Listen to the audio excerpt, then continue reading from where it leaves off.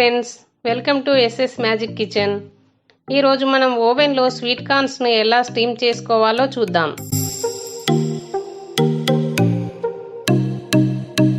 ముందుగా 2 sweet corns తీసుకొని వీటిని ఈ విధంగా 2 వైపులా కట్ చేసుకోవాలి.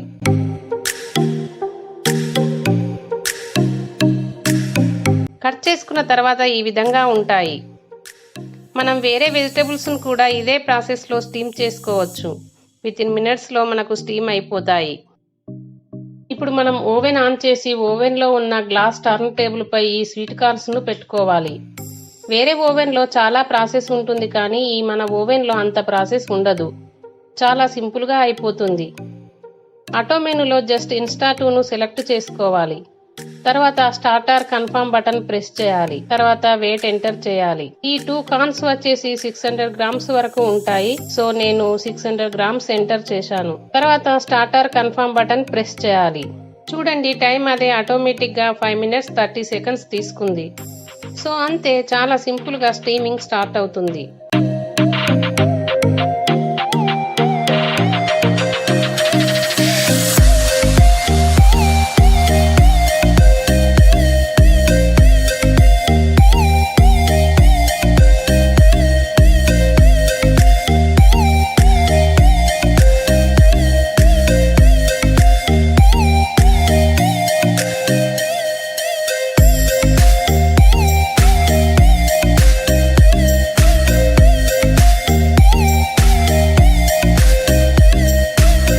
ఇప్పుడు 5 minutes 30 seconds అయింది.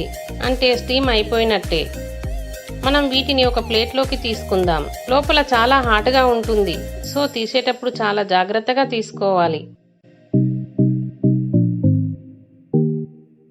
ఇప్పుడు లోపల ఎలా ఉంటుందో మీకు ఓపెన్ చేసి చూపిస్తాను.